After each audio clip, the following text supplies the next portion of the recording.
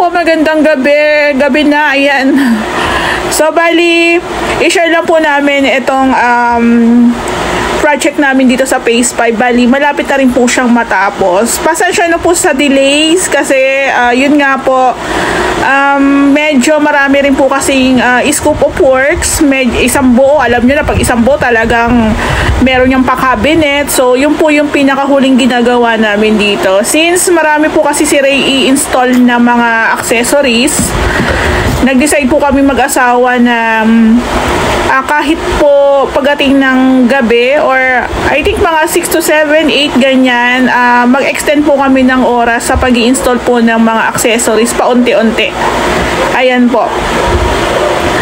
So, sa sobrang dami po kasi ng projects na halos nagsasabay-sabay na hindi na rin po kasi talaga namin natututukan. Ayan. Since ito nga pong unit ni Sir is kitchen cabinets na lang po ang kulang. So, itutuloy ko po kayo sa mga kaganapan. Ito po. So, ito naman po, tapos na po yung painting works dito. Ayan, konting linis na lang. Yung kitchen cabinets na lang po talaga yung aming panghuling ginawa dito. Ayan. Dahil isa nga lang po ang aming table. So, ayan, bali, pagdating po kasi sa cabinets talagang matrabaho po talaga siya. Pwede po kami mag-cabinet sa pinaka-unit nyo, basta wag nyo lang po kaming mamadaliin kasi panghuli po talagang ginagawa. So while si Ray nag-i-install ng mga pinto ng cabinets, ako naman po is nagpintura dito sa mga bintana. So ayun, pastime lang, 'di ba? Ganun lang, parang ano lang, libangan na lang habang naghihintay kay Ray matapos mag-install ng mga pinto ng cabinets. Ayan, mga accessories, ito na po siya. Charan! Ayan po, diba? So, yung pinaka kitchen cabinets po nila, ma'am, ang kulay po niyan is brown. I'm sorry po. Gray po pala. So, nagbigay lang po sila sa amin ng prepared nilang kulay. Ayan nga po. Bali, nagpatimpla lang po kami sa all home. Ayan. So, doon po sa sinansakin ni ma'am, medyo light gray lang po siya. Ayan. Naka-continuous handle po tayo dyan. Ayan. So, nailagay na rin po ni Ray yung ating, tawag dito, pull-out tray basket. Ayan po. So, naihabol po namin to. Ayan. So, bali ako na lang po ang bumili nito sa Lazada kasi nga po si Sir medyo busy. Tsaka si Ma'am, so hindi rin kasi alam ni Ma'am yung pinaka-sukat po. So, sabi niya kami na lang daw po bahala. Kung mapapansin nyo, meron po mga open shelf tayo dito. Request po yan ng may-ari. Tapos, wala na po siyang pailaw sa overhead. Ayan. So, bukas po ulit. Ayan. Uunti-untiin po namin ang pag-i-install ng accessories dito sa baba na lang po. Hello po, magandang gabi. Since maraming po kasi kaming projects, kulang po yung oras ni Ray sa araw. Since siya rin po ang in charge sa mga accessories, sinadjust ko kay Ray mismo na pagdating po ng mga tawag ito, mga 7 na 7 ng gabi is unti-untiin po namin i-install yung mga accessories katulad po ng mga outlets. Ayan. Actually, yung taas okay na. Okay na rin. Pati po sa painting works dito okay na rin. May mga outlets lang kami na hindi pa nakabit. Ayan. Tapos ito yung pinto ni Sir. Hinahanap namin yung pinaka-hinges, hindi namin makita. Kaya hindi pa po yan nakakabit. So, kanina, nandito si Kuya Limuel. Pinalagay na po ni Ray yung ating kornisa. Ayan, paikot na po yan dyan. Para po masarahan na po yung mga dugtungan. Tapos, tatanungin ko na lang po si Sir kung ano po yung pinakapintura ng kanyang kornisa. Ayan po. Yung ilaw ni Sir, ito nakabit na. Yung switch, yung mga binili kasi ni Sir na switch, walang single. So, in-order ko na rin. Iba po kasi yung brand ng gamit ni Sir na ano. Ito siya.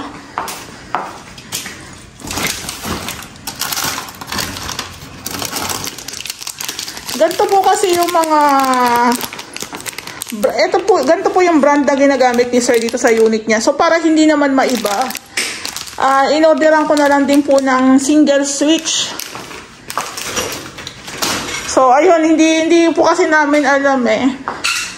Ito po yung, ganito po kasi yung switch ni sir, oh. Tapos blue po yung parang ano niya, reflector. So, ganito na lang po, para partner din. Ganyan din po yung brand. Ang kailangan po namin, single. Single po dito para sa ilaw niya sa kitchen. Tsaka dito sa may room, single din po yan. So, ito na po.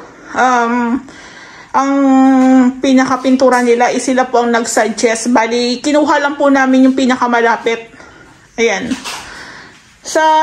Sa team po ng unit nila, sir, is may halo talagang gray, tawag ito, gray, tsaka brown, tapos white. So, konti-konti na pong nai-install. Ayan. So, ito nga po kanina, nagpa-install na po si sir ng split type na AC. Ayan. Dito po siya nilagay. Hindi ko lang po sigurado kung ilang HP po to. Siguro kung dito sa baba, siguro mga 2.5 siguro o 2. Inverter na siya. Ayan. So, bali ito kontakto ni sir. Ayan. So, sa amin, kung halimbawa no ideas po kayo sa mga nagpapakabit ng split type, pwede nyo naman po akong tanongin, meron naman po akong kakilala. Actually, nakita ko lang din po siya sa page ng Lumina. Since para hindi na rin po kami mahirapan. So, nakikipag-deal din po kami. Nakikipag-deal din po kami sa mga supplier para mapadali po yung pinaka-renovation namin. Ayan. So, bali sa mga ganyan po, wala po akong cut dyan. Kung bibigyan ako, thank you. Kung hindi, okay lang. Ganun lang po. Ayaw ko rin kasi magkaroon ng parang, tawag ito, parang utang na loob, parang ganun. Pero syempre, yung iba naman po kasing supplier, talagang sinasabi nila, ma'am, business po kasi yan. Syempre, kahit paano ito, bibigyan kita. So, ayun, dapat, diba, dapat nga naman ganun kasi syempre, parehas po kayong parang nagtutulungan lang din kayo. So, wala po ako talagang pinaka-cut dyan. Kung bigyan akong pang merienda, okay, thank you. Pag wala, okay lang din. Ayan.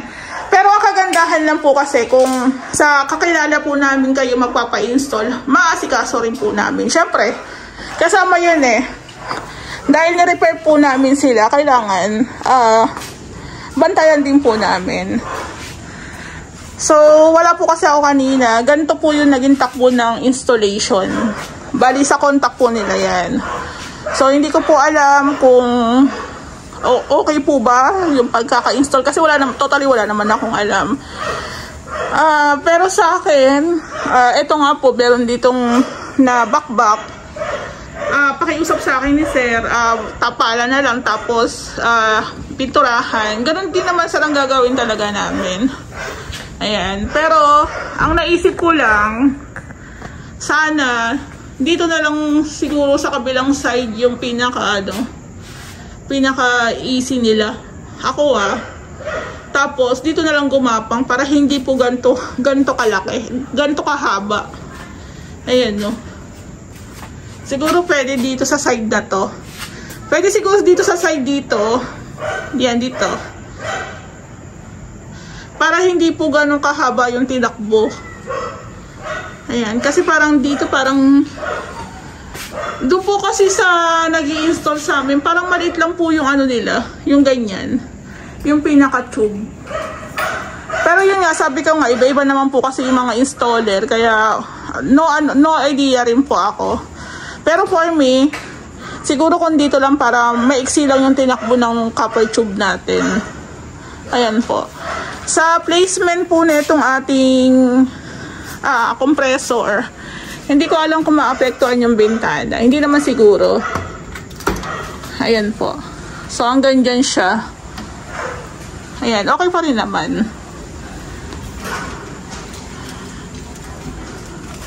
So, not sure lang sa the way po sila mag-install. Kasi syempre, iba-iba naman po yung trabaho namin. Ayan po. Kaya po next time, if ever no idea kayo, pwede nyo po akong tanongin. Kasi sa totoo lang, pag taga rito lang din po talaga mag-i-install, mas mababa sila ng konti. Pero pag sa malayo sila manggagaling, syempre mas mataas po. Ito po yung kanyang remote. Ayan. So, kung dito po pala ilalagay, hindi po kakasya pala. Pangitin po siyang tingnan dito. So, dito talagang best option. Ayan. Sir, dito talaga ang best option. So, i-consider nyo na lang po yung pinakagapang ng copper tube kasi medyo malayo din po yung pinaka-compressor. Alanganin po yung sukat dito. Oh. Ayan. So, dito rin talaga yung tamang placement niya. So, minsan kasi pag natitirahan mo na rin, parang kinukonsider mo na lang din yung mga bagay-bagay. Siguro sir, okay na yan as long as wala naman magiging problema yung ating unit, di ba? Kung maayos naman po siyang gumagana, maayos naman yung installation, okay na talaga. Yun lang din po talaga ang disadvantage sa split type. Ayan. Yan din ang tawag ito, disadvantage. Siyempre kung nasaan yung pinaka AC, dun din po talaga nakakunig yung ating So ayan. Konti na lang. Actually, yung taas, halos na kompleto na po namin yung mga switch saka doon. Sa switch po yata natural lang. Tapos yung ito, hindi pa namin ilagay. Itong ni sir dito, tawag ito, strip light. Ayan. Actually, itong unity sir, sobrang tagal na. Nahihiya na nga po kami ni Ray. Kaso, yun nga, tinapos kasi namin yung cabinets dun sa pastry. Pila-pila. Siyempre, kung sino po kasi nauna, siyempre, yun din ang unahin namin. Kaso, yun nga, marami kasing additional. So, good thing talaga si sir, medyo mahaba yung patient niya sa amin. Sir, pasensya na, shout out. Ayan po. Pero sabi ko nga po, kahit medyo matagal yung turnover namin, sisiguraduhin naman po namin maayos. Bigyan nyo lang po kami ng konsiderasyon pa. Ayan. So, katulad naman po na nasabi ko, halos 2 days lang naman po nila re-inassemble to. Pero, yun nga, yung preparasyon sa paggawa ng cabinet medyo matrabaho. Doon pa lang po sa masilya, pagpintura, pag-installation, di ba? Ayun. So, thank you sir sa pagkonsidera sa mga bagay-bagay. Minsan kasi may mga kliyente po kasing hindi makaintindi. Minsan nakala nila hindi nagagawa yung unit nila. Actually, hindi ko lang talaga siya napupuntahan palagi. Pero, di ba, kahit hindi ko po na-updatean, time to time, kasi nga po, mas inuuna ko po yung malapit doon para matapos na. Para matapos na, makapag-proceed na po kami sa iba pang unit. Actually, sa Facebook, di ako nakapunta. Yun. Sa iba, hindi ako nakapag-update. Kasi nga po, inuuna ko kung sino yung nauna. Pero wala pong parang tampo-tampo o selos kasi lahat naman po yan projects namin. So, kung halimbawa, ito, matapos na namin to, di kabawasan na po to sa amin, makapag-proceed na kami sa ibang unit. Ayan po. So, sa amin, kahit mahirap yung wood cabinets, maganda rin kasi talaga siya. Si Ray, nahihirapan siyang gumawa ng cabinets, pero according sa kanya, mas maganda daw ang kahoy. Ayun. Mas malakas ang datingan. Ayun po. So, bali itong mga, handle na to, kami na po ang bumibili niyan sa All Home. Kasi nga, pakiusap na rin ni sir, kami na daw bahala mag-asikaso. Ayan. So, ito sir, yun nga, sabi ko sa'yo, basta po, mapapagpasensya nyo kami. Ayan, maayos pa rin namin ito-turnover to. Actually, konti na lang i-install na lang po yung takip.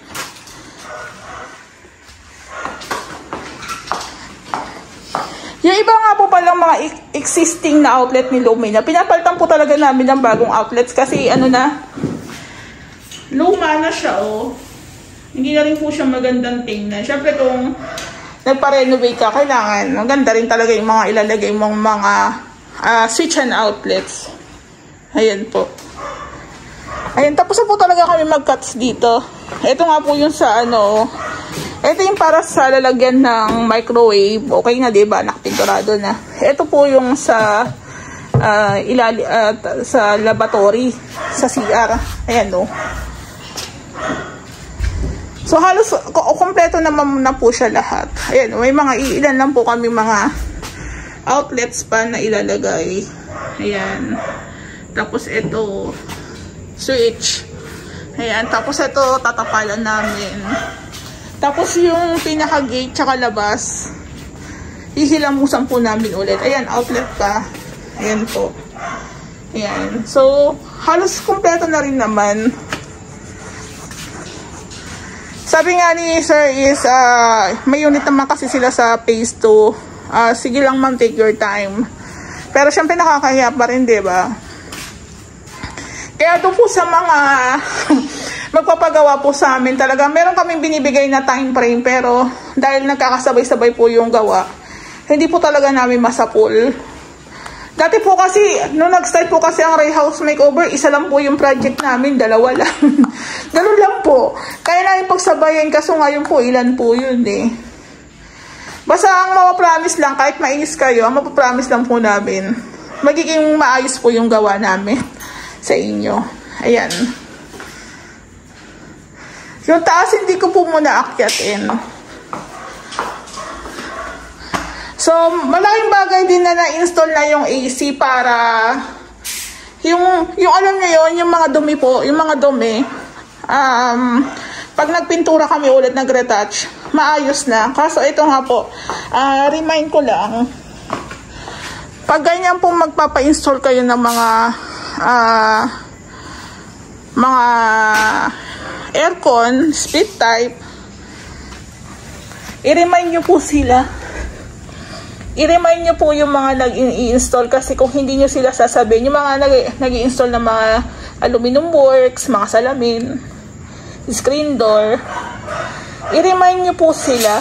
Kasi katulad po nito, kagabi nandito kami, wala po to eh. Wala po to. So, andito si ma'am kanina, sabi niya, ayun nga po, tinamaan daw. Hindi ko naman po nila lahat, pero kasi syempre, diba, once na nag-install ka ng mga screen door, ganyan, aircon, ingatan nyo yun nandito sa loob. Sabi ko nga kay ma'am, yung PVC po paingatan kasi pag yan natusok, butas yan. Lalo na kung pwersa talaga malakas. Tapos yung tiles nga po, pag nabagsakan talaga mababasag. Lalo na kung walang ingat. So, ayun nga, nadali na. So, lalagyan na lang po natin ng tile grout yan. Ayan, buti nga, ano lang eh, malit na bungi lang. So, niremind ko lang po kayo.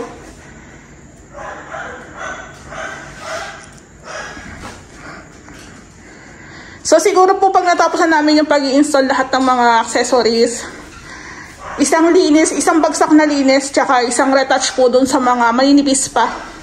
Tsaka dun sa mga wala pang pintura. Pero, all in all, okay na po siya. Yung sa ano nga po pala natin, hindi ko pa nasama. Etong sa bathroom, ayan no. Yung kornisa na lang po yung gagawin namin dito, pipinturahan. Tapos yung shower, ayan, may mga nakaabang naman na po siya dyan. Ayan yung floor drain. Ito, switch. Yan na lang naman po ang kulang. Tapos yung cabinet natin. Yung pinto. Bibilihan ko na lang po pala ito ng hinges para maikabit na. Ayan. Yung kwarto naman okay na. Pinto na lang din po ang kulang nito. Ikakabit na rin po yan ni Ray. Tapos linis na po. Tapon na rin po yung mga ibang mga karton-karton. So halos yun na lang. Wala na rin kaming halos gagawin. Patapos na rin. Actually tapos na rin talaga siya. Nahuli lang talaga yung kitchen cabinets. Ayan. So bali, ito lang po muna yung aming update sa Unity Sir. Pasensya na sir ulit. Ingat po.